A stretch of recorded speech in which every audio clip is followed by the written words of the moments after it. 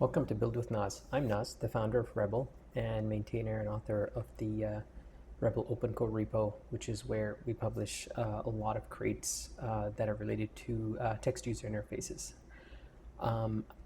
So in today's live coding video, actually, I wanted to cover the underpinnings of text user interfaces, what are the mechanics, let's say down at the Linux kernel level, that allow any of this to happen. So there's a lot of sort of background information in today's video related to the Linux kernel, TTYs, pseudo terminals, and all kinds of things like shells and different devices, file descriptors in the Linux kernel, down to how shells and processes work, like how do processes get spawned, how do they get input from standard in and standard out, or standard in, how do they provide output to standard out, how does piping work, and the underlying sort of goal of all this is to start with the sort of Linux kernel information, history information, and even some like how it works with the C, and then take it from there to how in the Rust ecosystem, how something like crossterm is put together, how termion is put together. These are abstractions around lower level abstractions than the 2E stuff that I usually make, and then down to how to do basically use Rust, asynchronous Rust specifically to work with these types of things like standard in, standard out, spawning child processes, and communicating with them. And also to do it asynchronously. So as part of the, actually recently added a much needed README to the Rebel open code repo. I realized that the landing page actually, it's a workspace. It's a mono repo, but it really didn't describe what was in it. So I ended up adding a whole bunch of stuff in here that hopefully will make first-time visitors much more aware of what's going on. So essentially in the spectrum of text user interfaces, I like to think about it as full TUI on one end, which is a text user interface application that takes over the full screen, the full terminal screen, puts it in raw mode and paints to every single sort of character pixel that's visible. And then that's one extreme. And somewhere in the middle is something like this crate I made called Rebel Terminal Async, which I'll be using today in one of these examples. This one's actually a replacement for, it's a reimagination of standard, it's actually a reimagination of readline, which is a Linux kernel call, which is blocking, which allows a program to wait, a process to wait on user input being typed into standard in. And then when enter is pressed, whatever was typed in gets filled into a buffer and then handed over to the process that made that syscall. So that's, readline and standard out go kind of hand in hand. One takes user input, the other one sends user or program output to the terminal. They're sync though, so they're blocking. So I ended up creating in Rebel Terminal Async the asynchronous version of readline and the asynchronous version of standard out and standard error. So this was actually a lot more work than I was expecting. And I ended up, I actually released a new version of this last week where a lot of the stuff has been, a lot of features got added that were missing from the initial release of this crate. So essentially it does things like you can basically create a REPL or a shell very easily using Rebel Terminal Async. And so this basically allows a line editor whose state is actually maintained by this crate, where as you're typing stuff, you can hit backspace, control left, right. There's even history. You can implement auto-completion, all kinds of stuff. And while you're interacting with this line editor, there can be tasks that are spawned, Tokyo tasks, which can then generate output. And that output was guaranteed not to clobber this line editor. So so things like spinners are possible. There's even advanced stuff like when you spawn a task that displays a spinner, all of this is happening asynchronously, nobody's blocking. If you wanted to, let's say, terminate the task that spawned the spinner, and a spinner is modal, you can only display one spinner for one instance of terminal async. And so when a spinner is active, you can actually hit Control-C, and it'll route the Control-C to the spinner task. And then if you hit Control-C again, it'll exit from terminal async the event loop itself. So all of this stuff is in here. This is actually really useful if you wanted to make your own like shell. So let's say you want to make a bash or fish equivalent, but you want it to be specifically for you. You could do that. One of the examples I'll show you in this live coding video today, or I'll write, it actually creates a very simplistic shell, which is asynchronous, that just takes whatever user input gets typed and relays it to a long-running bash child process. So yeah, this is if you're interested in making your own shell that's asynchronous, this is a great crate. So yeah, so to kind of so I wanted to, in this particular video, I know it's been quite a bit of introduction. I wanted to make sure that the sort of the underpinnings of what makes all of this possible is actually made illuminated. Like, so there's no like sort of questions around what's happening between Rust, your main program, the Tokyo runtime, interacting with the Linux kernel, and then all the way down to actually that is all the way down to the Linux kernel. So essentially, like what happens in the middle. And before we do this, actually here's the Git repo for this particular live coding video, but I'm going to be putting this on Developer Life soon. So I'm just basically going to take this and just put it on Developer Life. So essentially this accompanying video, sorry, the accompanying article to this video will be available very soon. So to kind of get started with the background, this is a whole bunch of background information and knowledge that you may or may not know, but I'll put time indexes or chapters in this video so you could skip ahead to if this is stuff you already know. But I kind of wanted to begin at the very start. So there's this fantastic blog post written by I think Linus Atkinson. This is a fantastic read. I highly recommend it. And I'd been kind of stitching together a lot of information from a lot of different sources over the last couple of years, and this video is my attempt to consolidate it all in one place. So essentially, the history of TTY is fascinating. It all started with telex back in the day when stock prices need to be transmitted over wires. So this is a really cool thing to read. And then it kind of evolved into like VT100 terminals, like DEC hardware that would be connected over wires to a mainframe.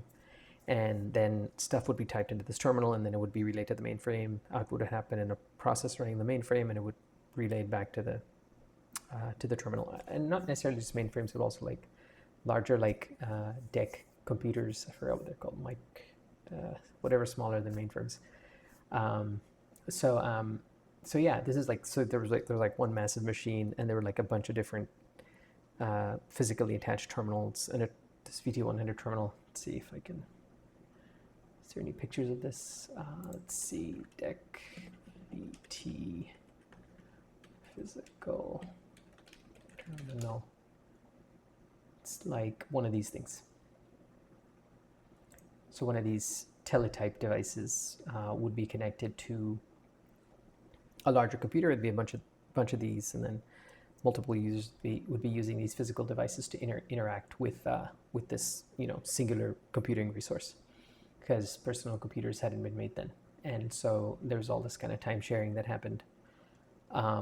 This is before my time, but yeah, I guess before this they had like card readers there were like punch holes in paper and stuff, and that would represent programs that would be decoded and then executed. So this is after that, and then the internet happened, and essentially in the Linux kernel itself, then obviously Linux was happened, and in the kernel itself, there was a whole bunch of stuff that allowed programs to essentially processes that respond to interact with the user in a very limited capacity through these terminals. And so what was a physical terminal got turned into a software terminal. So the Linux kernel, for example, when you boot Linux, you can, like in Ubuntu or whatever your distro is, like in Ubuntu specifically, if you hit Control Alt F1, F2, F3, F4, each one of these will take you to a terminal. And those are not terminal applications or xterm. That's like straight up in the kernel.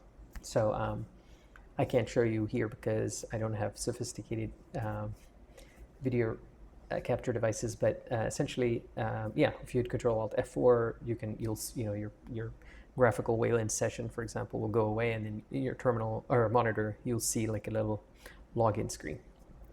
And it's on plain text, so you can just type your username and password and then get started. All the Rebel stuff that uses everything works in that environment. The fonts might look a little bit funny, and the colors a little bit funny, and emoji support is lacking. But beyond that, it actually works as expected, which is pretty fantastic. So when you're not in that physical terminal environment, then you're in the, let's say, graphical session like Wayland session or X11 session in Linux, and then in that environment, you're using a pseudo terminal emulator. So that's a different program that allows you to access, let's say, process standard in, standard out, standard error. So we'll go through all of this. So one thing that to note is that, and again, please do read this. I'm not going to read this whole article in this video, but this is a fascinating read. So at the kernel level, you have these UART drivers, and essentially they were this is fascinating. So these are basically RS-232, basically serial connections, serial port connections that would go between the computer and some other device, like a modem, and so things like line editing for convenience, like if a user is typing a command and that would be relayed over a modem to some other computer over the internet. A lot of facilities were provided by the kernel itself to make it easy, and that's where this notion of raw mode or cooked mode or canonical mode came about. So this is fascinating stuff, and this has pointers all the way down to the C code if you feel like checking this out. So beyond that, at a sort of level that is more related to text user interfaces, CLEs, we tend to think about processes running in user space, not this thing that's running in kernel space. So let's like take a step back and come back to this. Okay, so that was this prerequisite. Like, definitely read that. It's fun stuff. So the kernel TTY is the thing I was talking about when you hit Control Alt F3 or F4, and then it takes you to this what looks like a terminal emulator, but it's not really a terminal emulator. It's actually the Linux kernel displaying all of that stuff. And when you type stuff in there, there are these things called line disciplines, which are part of the TTY driver that enables all of that functionality. So essentially the cooked mode and raw mode are provided as facilities through this the kernel TTY driver. There is no UART because there is no serial connection. It's just between the keyboard and the screen, and but it's still there. It just doesn't do anything. You can configure it too, but it won't necessarily do anything. Yeah, there's no physical terminal, and there's no serial connection over a modem or some other network device. So this video is actually fascinating. If you wanted to see more about like how you can actually modify the Linux kernel and colorize the output of this kernel what is this thing called? The kernel TTY. Then this is a neat little video that goes through how you can actually like change the C code, recompile the kernel, and run it. It's fascinating. So yeah, so this is worth checking out if you wanted to kind of do a deep dive on how all that works under the hood. So yeah, and again, the interesting thing here is that even with the kernel TTY, all the TUI stuff, the Rebel stuff works because it's using the same underlying mechanism, even though it's not a pseudo terminal emulator, like similar to Xterm, that's running in a graphical environment. That brings us to userland PTY, or pseudo terminal interfaces. So these are essentially things like Tilix, so this program, or if you've used Xterm, or actually this is Terminator, I think. Yeah, there's Terminator, Tilix, a whole bunch of other stuff. There's even this one, the cool retro term. This is my favorite. So you can use this if you want it. This is pretty cool. Let's see if I can make it small enough. There you go. So it's completely just like a fun little thing. But even this thing, the cool retro term, is a userland PTY. So it's a pseudo terminal. It's a process that's running in userland that communicates with the kernel. And so when you in a shell like bash or fish, when you spawn a command or you run an internal command, all those interactions are essentially happening from your process in userland. They go to the kernel, do a bunch of stuff, and then there's like this whole round trip that happens. And you can learn more about that in some of these other links. I'm gonna walk you through these in a moment. So this is one other interesting thing with userland PTYs is like things like tmux, SSH, and screen. Like this notion that the program that you're running, the interface for it is detached, whether it's on the same machine or a different machine. So this is fascinating how all this is a beautiful abstraction, and it works really well. It's kind of stood the test of time. So so one thing that happens is, so when a pseudo terminal emulator is launched, so like for example, I have what is this, Terminator here. So here, if I do ls dev pts, you can see all the terminal emulators that I have running right now. I have like bunch. I have like tmux running in something called Gwake. I have like Tilix programs. I have Terminator and so on. So these are just listing all of these pseudo terminals that are running right now. And so these basically are like programs that allow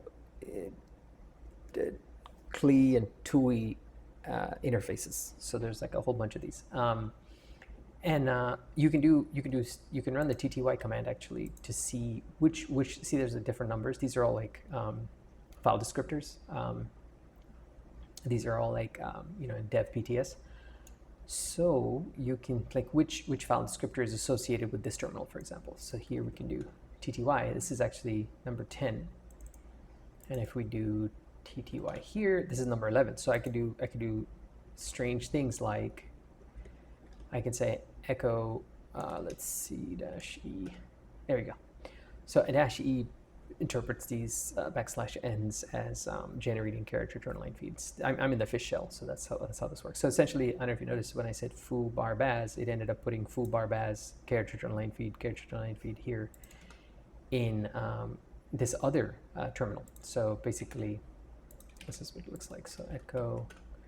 So I type this command here and it ends up there. So here I can say cat, and if I put the TTY for this is 11, so I can actually run cat, and cat is waiting for input to come into PTS 11. And so if I say A, B, C, D, E, F, G, as you can see, as I'm typing stuff in this terminal, it's showing up there. So this is kind of crazy. So you can do stuff like this. So yeah, it's just file descriptors under the hood, like running different PIDs, different processes. Each one has a different PID. So these are all the facilities that are provided by the Linux kernel as part of the operating environment. And this is all POSIX compliant. So if you're on Mac OS or BSD or some other flavor of Unix, it's all pretty standard.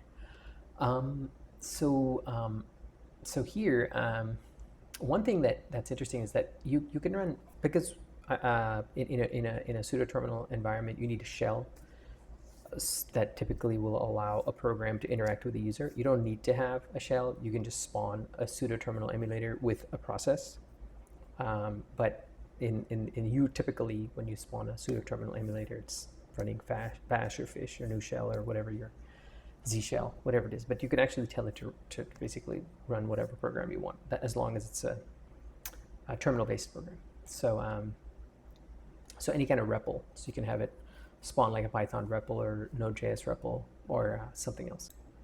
There's one thing I wanted to point out as a limitation of what we just saw with the doing TTY and then essentially echoing stuff that goes to the other terminal.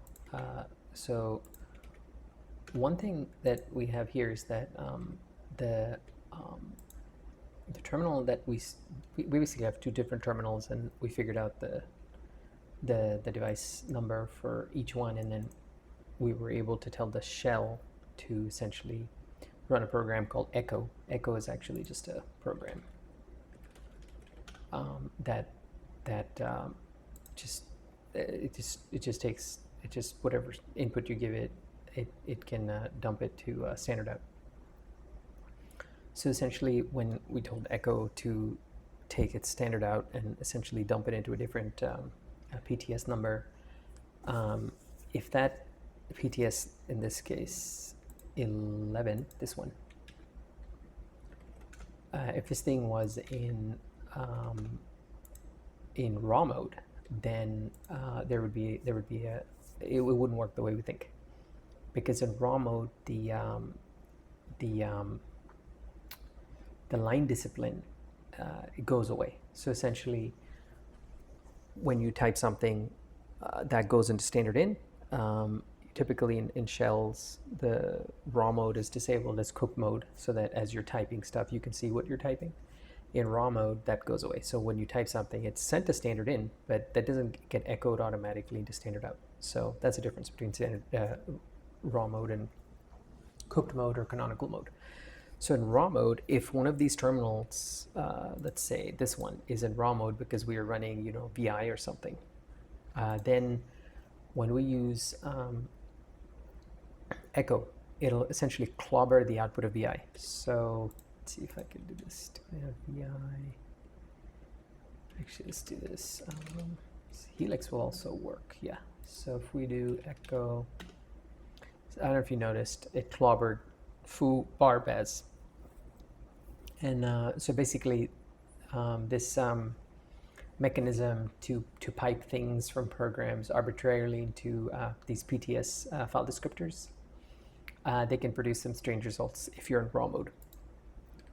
So this artifact will go away once this Helix, in this case, redraws itself. So basically, but until it redraws itself, as you can see, that artifact is still on the screen. So just wanted to point that out.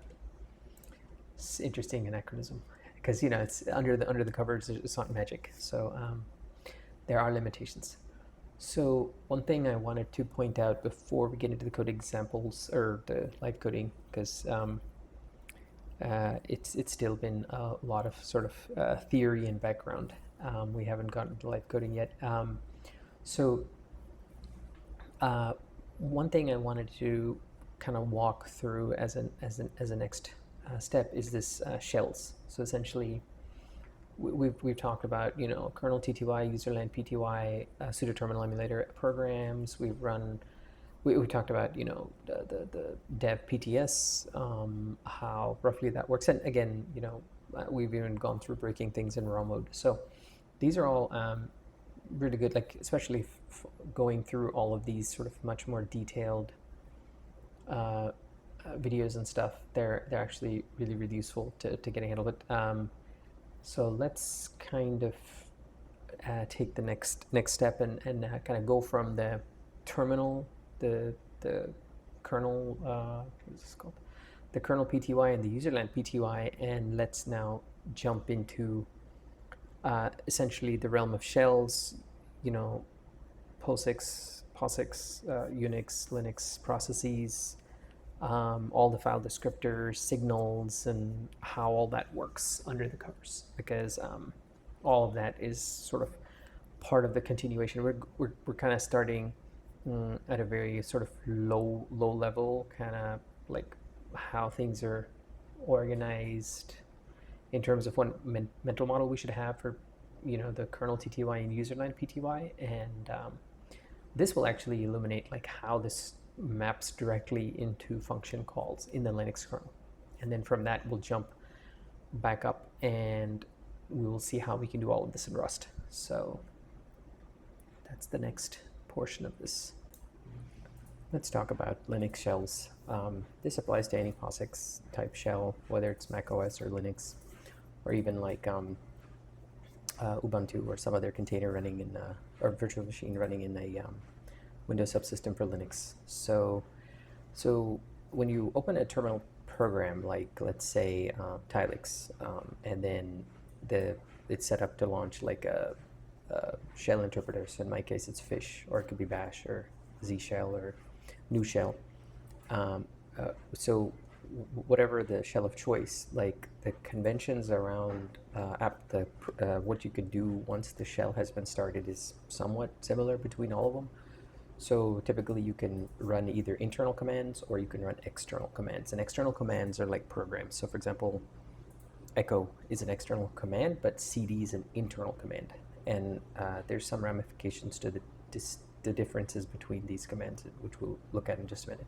So if we look at this example where it says, cat ampersand, it goes ls, and then it goes pipe, and then sort, like what's happening here. And I won't get too far into this. Like you can, feel free to read this. This will be turned into a blog post on Developer Life. And also I've included lots of videos that go into this in like tremendous amounts of detail. But let's just kind of roughly, for the purposes of our understanding, go through this. So we know how to map sort of like the behavior of these file descriptors to the kernel, and then how we can use it in the TTYs or the PTYs. So the pseudo terminal emulators. So here, each one of these is like this is called a pipeline. So basically, what happens is the shell will spawn ls and sort in parallel, and it will map the file descriptors, like the standard out of ls will be piped into the standard in of sort. So, but they will run in parallel. And so they kind of run in parallel, and they have this sort of exchange of information going on between the two of them through their file descriptors, and they communicate with each other by sending information on those file descriptors, which are just essentially files. So they implement for Rust perspective, it implements the write trait or the read trait, actually both. So there's a ASCII character for end of file. Where if that's detected, then essentially ls, for example, when it finishes, its output, it'll send that end of file character.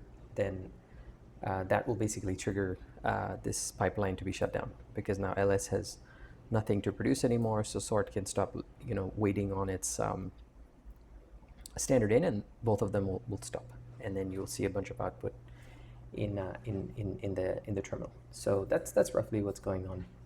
Like essentially there's a loop in sort, which is just waiting around for input to come in on standard in, and then when it sees control D, the sort process exits. So this is taking a long time. You can also send a signal to like kill-9, and then you can basically terminate this whole pipeline. So without getting into too many details, there's these things called jobs and sessions and pipelines, and this, please take a look at this. This kind of explains all of it. But yeah, this one behaves a little bit differently, because cat waits for input on the standard in and that file descriptor, and when it gets control D, for example, it'll stop listening and exit. But until then, it'll just basically wait to read on standard in. Whatever it gets on standard in, terminated by a character return line feed, it will then dump to standard out. That's literally what cat does. But the ampersand at the end of it makes it a background process. And essentially there's this convention in POSIX around foreground and background processes, and what they can and cannot do with standard in and standard out. And that essentially will lead us into signals and how that works, and we'll be able to manipulate all of this in Rust. But before getting into more complex things that like the background and foreground process and signals, let's talk about what happens when, literally cat gets executed or any other external program that you're running. So the first thing that happens to the shell when it sees an external command, not an internal command like cd, but an external command like echo, is that it'll fork itself. And once it forks itself, it then here it is. So by the way, if you want to learn more about file descriptors, where is this video? Yeah, this one. This is a good one. So it'll talk about what file descriptors are, like how the process itself, when you run your main function, how it takes the arguments, where does it put it in memory, where are the file descriptors in that process, and how is it basically that one process can so easily pipe its inputs and outputs with other processes and so on. This will give you like a deep understanding of like how it's working at the very, very low level using syscalls. And so this example uses libc. It's a C program that this professor writes, but it's relevant. Like you can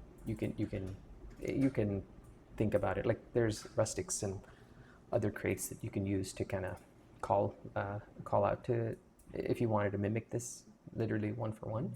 But yeah, definitely check it out if that's of interest. So what I'm about to describe is the high level. So there's this thing called fork execute wait pattern. So when you type echo, the shell will fork itself. So if I'm in fish, it'll fork itself, make a new process. Then which is a syscall. And you can, by the way, learn about these syscalls. You could just type like man, like TTY, for example. That's a TTY, but you can say like fork. It'll give you this is libc information on what the fork syscall does. There's like exec. So none of this is like a mystery, right? It's all like pretty well documented. So yeah, you can learn more about it, deep dive if you want. So after the process, the fish shell in my case is forked because I'm running the echo external command. Then that forked process will then run the exec syscall with the program echo. What will then happen is that process will swap out fish with echo, and then now echo will run in that process, and that fish that got swapped out is no longer accessible. So that's you can think of it as like it forked itself, which means that the fish shell original one, the OG one, has a child. The child one now swapped out fish with exec, and now it's running to completion. And the parent can then wait for this. If the parent doesn't wait for the child process, then that's considered a zombie. So these are all things that are happening in POSIX compliant operating systems. So that's roughly what happens. So basically the exec will load echo will do its thing, exit, and then fish, the parent process, will be like, oh great, you finished, and then it'll check its exit code, for example. And there's all kinds of stuff that happens with the operating system itself and signals, which we will get to in a bit. So yeah, actually this is there's something called the subshell, which we won't get into too much in detail, but there are certain use cases for this, and I'll explain a use case where this actually comes in handy. But like I was in fish, so when I did man, exec or fork or whatever, I would recommend using bash, because this I think produces slightly different results. Because fish, yeah, so you can do bash .c man pipe. There you go. So now that'll give you kind of like the actual like syscalls with code examples in C for what's happening here. So if you can, yeah, I should have mentioned that, because fish has its own interpretation. We'll look at that in signals. Each shell kind of has the privilege to do, to an extent, what it wants to distinguish itself from a different shell. But yeah, bash is the OG, so it's good to use that as a sort of the reference. Okay. So essentially the when in Linux or POSIX or whatever, when a parent generates the fork, environment variables, current working directory, and certain other things of the parent process cannot be modified by the child process. So the child process can do all kinds of things in its context, like modify environment variables and current working directory. But when it exits, the parent is exactly where you left off before those modifications. So they're not transient. Like you can't map these certain changes from an external command back to the parent shell. So specifically CWD and environment variables. So you might think to yourself, how does CD work? Because if I CD, like I just type, CD downloads in a particular fish shell, if it's using this fork execute wait paradigm, well, the short answer is it doesn't. CD is an internal command, and it had to be built as an internal command, otherwise it was never going to work. So you can't fork a process to change a directory, because as soon as that, you've only changed it in the child process. The parent process is still in its old current working directory. So that took not that much digging, but that was an interesting thing that I found while I was going on this journey into the weeds. So here I have another video. This is fantastic.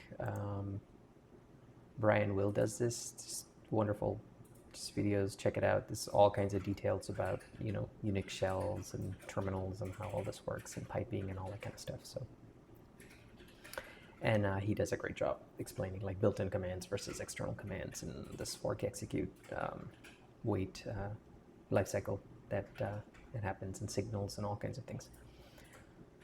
So the subshell, I'll touch upon this briefly. So if you in Fish or in Bash, I think also, no, not in Bash. In Bash, it's $, and then when you put a $, expression and enclose it in parentheses, the expression inside those parentheses is executed in a subshell. And the subshell kind of like, it spawns another shell. And then, so for example, if you wanted to spawn a shell, change directory, but then forget about it in the parent, that's what you would do. So it's essentially go spawn my shell, run an internal command, because it'll modify. Like internal command will modify that's in my case the fish process itself. But if for whatever reason you don't want to do that, you can always spawn a subshell to do that. So that's the that's where you would see subshells. Let's see. Oh, and yeah, this is that video playlist, by the way. So I just picked a video from it. But yeah, check out the whole thing. And then Jacob Sorber, he does a great job as well. If you wanted to learn more about like writing C code to execute these syscalls and simple programs and learn all about zombie processes and the nitty gritty of those syscalls that I mentioned, like fork, wait, and so on, kill, signal. By the way, we're used to using these as command line tools like kill-9. Like, what does that mean? This it's basically just turning around calling the signal syscall with the PID.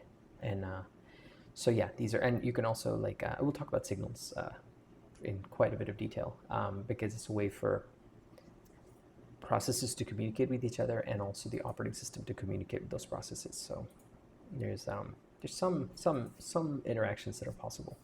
It's limited. It's not quite as awesome as creating a channel and then sending messages back and forth between multiple processes, but it's interesting. We'll also look into proc spawn, which is a crate which allows you to spawn processes in Rust in a really ergonomic way, and it has support for what I just said, essentially creating a channel, and then you can actually send serializable data back and forth between multiple processes, and you can create process pools and so on. But yeah, we'll get into that later on in this video. Okay. So yeah, please check out these videos if you. And again, they're in C. They're not in Rust, but syscalls in the Linux kernel are in C. So it's native. It's correct. Let's see. Okay, so now with that, that was kind of like a background of POSIX and Linux and kind of touching upon signals and the life cycles and so on of these processes and how they can communicate with each other, what a shell is, and all that kind of stuff. So then in the next one, this next section of the live coding, well, we haven't done any live coding yet, but it's coming, I promise. There's a lot of background to go through. So in this section, we'll talk about in detail how crossterm and termion are put together, because they leverage these syscalls to actually make those crates do what they do. Let's start by discussing how crossterm is put together, and then we'll look at termion, which is actually a much relatively simpler and cleaner implementation. So crossterm is actually a crate that allows you to basically get user input from standard in an asynchronous manner if you choose. And it also allows you to display ANSI escape sequences to standard out. So that's the basic thing that crossterm does. It's also available on Windows, Mac, and Linux. Termion is a similar kind of crate made by some of the folks. I think Jeremy Stoller at System76. He's the author of this Rust-based microkernel operating system, Redux, I think. And it does something very similar, except it doesn't work on Windows, and the architecture is way, I think, simpler. We're going to look at both, but let's start with crossterm first, because it'll give us a kind of a deep dive into futures and epoll on Linux. And so I actually have videos on async Rust, and if you are new to that topic, please check out these videos on this channel related to async Rust. So before we start talking about crossterm, let's talk about /dev/tty. So we've been looking at /dev/pts/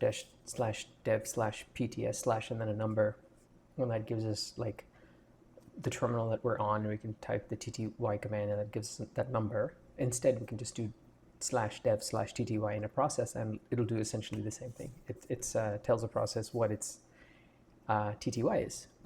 So it's a synonym for controlling the terminal device associated with the process.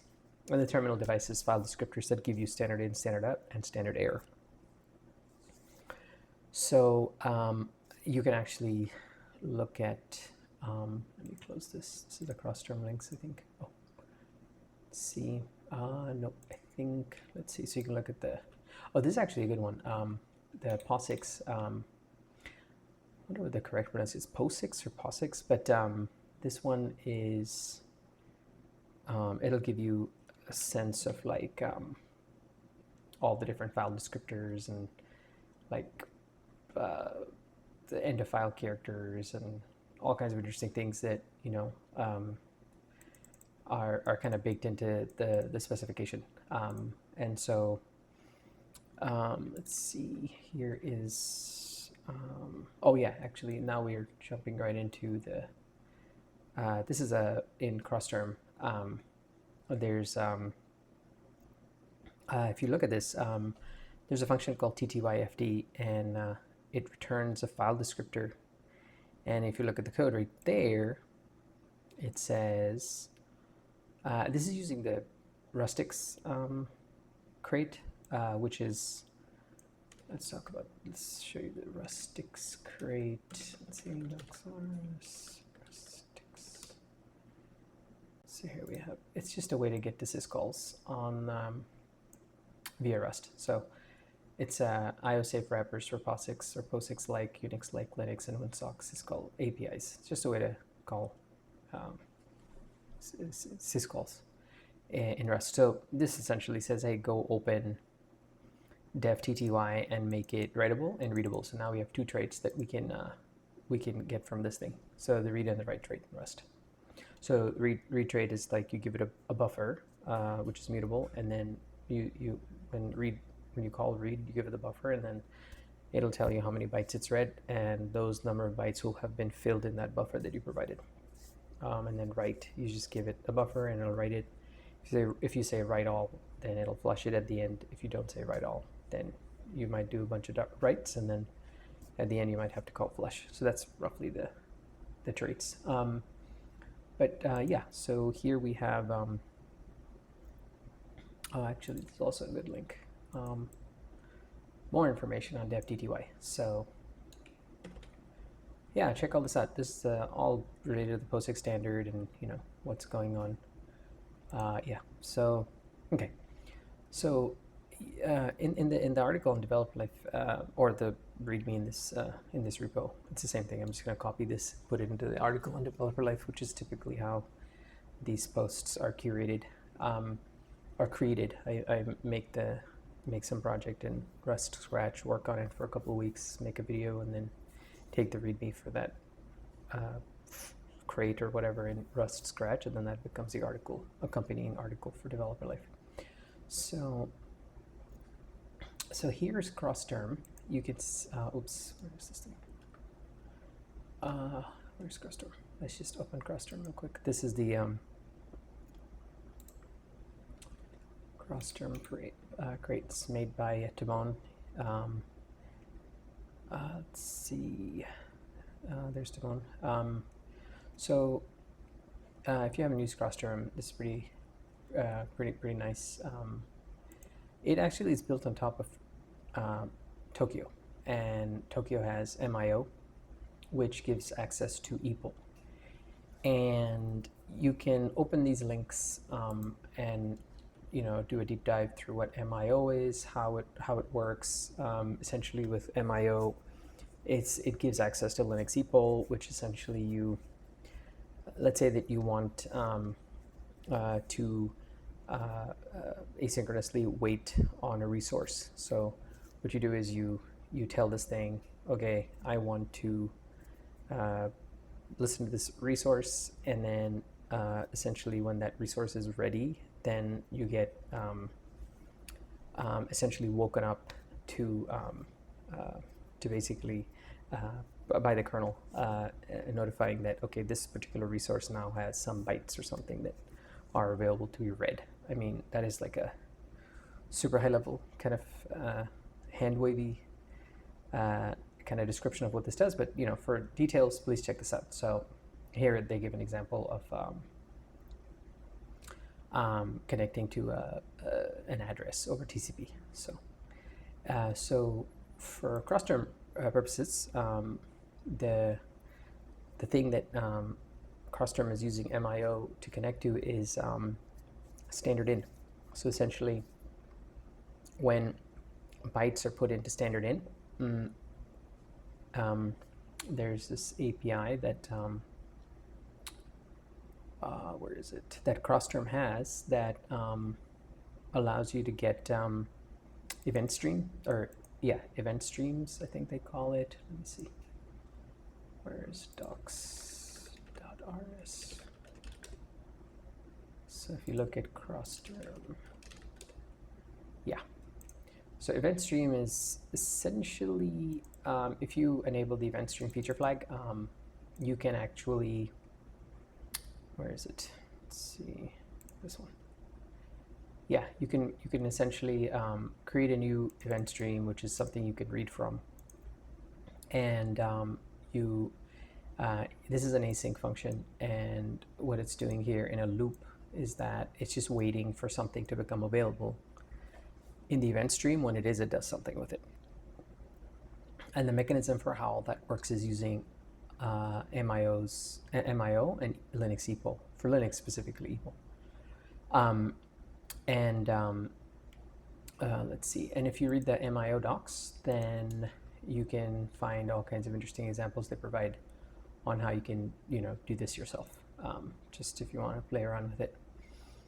And then, just as a side note, epoll is somewhat expensive because it depends on the workloads. Like if your workload is something like a TCP socket where there's a whole lot of waiting around and then occasionally there's reading and writing, it makes sense. But if you're copying a file that's very big and you're copying it from start to finish, from one, like a source to a destination, then this might be pretty slow. So there's something called IOU ring, which I have another video on. Tokyo U ring is the crate that might be more suitable for this, which doesn't use epoll. So okay, so these links essentially provide some more information about how crossterm itself generates this event stream capability. So when you use, where did it go? Yeah, when you use event stream, this talks about how that is actually implemented in crossterm itself. So essentially what it does is it opens this dev TTY thing, and it opens it as a file descriptor for reading and writing, and then it uses MIO to tell the Linux kernel that it's interested in reading from that file descriptor, and then it sits around asynchronously waiting for bytes to come in, and when it does, it reconstitutes enough of them to make an event, and then it sends that to your code, the code that is awaiting the next method call on the event stream. It's an async stream, basically. And there's a whole bunch of stuff I have actually provided. This is like deep dive on like MIO, like how the poll itself is implemented, and how you have a source, which is dev TTY, and then you also have to register an interest, and then the interest is readable. So when this thing becomes readable, then it's like, oh, okay, the waker gets called, and then the code that's awaiting on next can actually do some work and proceed. And if that future becomes ready, then you actually get an event in this where did it go? In this loop. So this thing gives you an event, and then let's see. Oh yeah.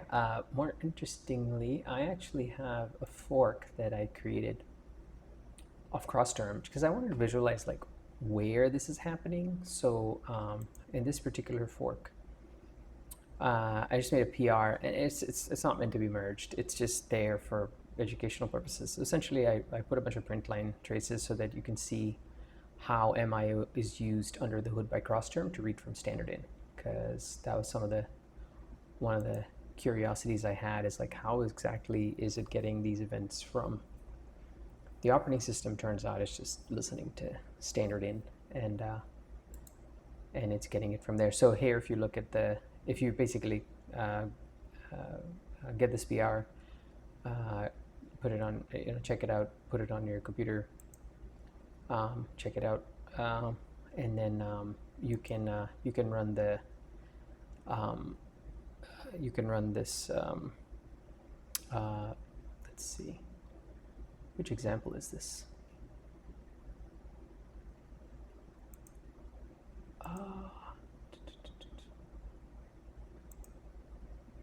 Oh, I think it just modifies crossterm. So then you can just run your code like this, whatever the sample is, and you'll see traces. This isn't actually modifying your code. This is modifying crossterm itself. So you basically have to, once you check out this PR, you have to, let's say you have an example, you have to, in this repo, you can run those examples and then see these traces. So yeah, this is basically a super deep dive of like crossterm and how that works. So termion actually handles this whole thing in a much simpler manner. Termion, let me see, that's MIO. Where's termion? Let's open this real quick. So termion takes a much simpler approach where it doesn't use asynchronous anything. It's just synchronous, and the way termion works is that it spawns a native thread, not a green thread. There's no Tokyo dependency. And essentially that thread is blocked on standard in, and as bytes come in on standard in, it essentially dispatches them or sends them over channel to the code that you're writing, and that's how events come in. So it's a much simpler approach using a dedicated native thread. So compared to the crossterm, which will spin up a Tokyo executor, which, I mean, for this particular use case, this is a lot less code and it's much simpler. So again, this is a fork that I have, but it's just kind of, it just gives an example to, like, you can see like how this works. So you can check out that as well. Let's see, I just made some changes to the examples in termion in this fork just so that it looks a little bit better when you run it. So, or you can actually see the colors changing. It fills up the terminal screen rather than the default example. So yeah, so the similarity between the both of them is that they're both using dev TTY. One is using it asynchronously, the other is using it synchronously with a dedicated thread. At the end of the day, they serve the same use cases. It's just that they go about it in very different ways.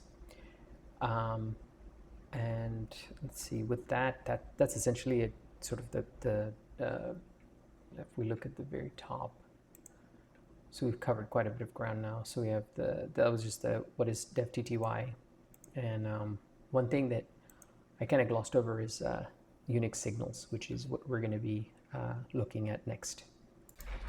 So what are signals? So POSIX is signals are a way for processes to communicate with each other. So it's an IPC communication mechanism, and it's specified in POSIX, which is the portable. Let me see this one. Where are we? The portable operating system interface, POSIX. So it's pronounced POSIX. So this one. So Unix, Linux, a whole bunch of different Unix-like operating systems that are POSIX compliant all adhere to these specifications. So if you notice, signals is one of them. So it's a form of inter-process communication that's somewhat limited, meaning that it's meant to be portable, but it's not meant to be the most sophisticated mechanism, and there's all kinds of sort of constraints around how you can register a function to receive these signals in a process. It's like there's some stuff like once you register it, it's registered for the lifetime of the process, and you can't like overwrite it or replace it and things like that. There's a lot of like tricky things you have to know, but at a high level, it's a way for the operating system to communicate with various processes. And in the context of TTY, this comes into play with a bunch of these. I will show you. Let's see. So these things like sigterm, sigint, sigquit. Like a lot of times when you press Control C, what does that do? Like what is that's usually like Control C handling or sigint. But like how does that work? Like what's going on there? So signals, essentially when Control D, Control C, if you use, so you can actually interact with the pseudo terminal emulator and press these key sequences, and that will actually generate a signal that will be sent to that process. That's one way it's used. Another way is that if you use like system monitor, so let's say we just pick a random process, we can actually, if you look at the keyboard shortcuts here, you'll notice you can say you send stop signal, continue signal, terminate signal, kill signal. So these are all these signals that we're just talking about that you can send. So you can send them using a GUI like the GNOME system monitor that I'm using, or you could just use like something like the kill program from your terminal. So that's one way. So you can use syscalls. So you could write code like in Rust using rustix and then just send syscalls directly. And so in the code, one of the code examples that I'm going to go through, we will do that. We will actually communicate via signals with processes that are running. But before we do that, this is actually the last section before we jump into the live coding part of the video. So yeah, so it's good to know what these signals are at a basic level. Like you can actually learn more about like, for example, if you're in Bash, you can see a list of all these signals. Notice that in Fish the signals are different because each shell the shell isn't the process. The shell is your intermediary. So you have the pseudo-terminal emulator like Tilix, then you have the shell, and then you have your program that's running inside of it. So each shell can do a lot of different things. So as you can see, the kill-l produces different output, whether you're in the fish shell or the bash shell. So that's not a bug, that's a feature. So so here we have some of the important ones like sig-hop. This is like if you like sig-int is something we're very familiar with when you do Control-C, which is ASCII code 3. You know, what is the behavior? So bash, for example, will have certain behaviors that we're used to. Fish has certain behaviors that are quite similar. New shell, Z shell, there are these. The shell itself is kind of handling these. But in the rest examples, we're going to do live coding in. We will handle them. So we will basically just take over the processing of these control signals ourselves by registering a function that listens to these signals in a particular process. So when a process is created, whether we spawn it, fork it, whatever, that process we will initialize with signal handlers that then basically we're doing IPC. And there's more sophisticated ways of doing this. If you don't want to use signals, which is to receive POSIX compliant signals, from Linux, Unix type operating systems, you can also, in the proc spawn crate, there's a facility to use a channel. So just like a regular channel where you're sending serializable data between processes. So there's all kinds of ways to do this. And that's so for proc spawn, that's without Tokyo. This is not Tokyo or anything. This is like in between, like inter-process communication between processes, not inside of a particular process. So let's see. Then we have sigquit. Oh, that looks like it's a bug. I'll fix this. So yeah, there's a whole list of these. Check it out.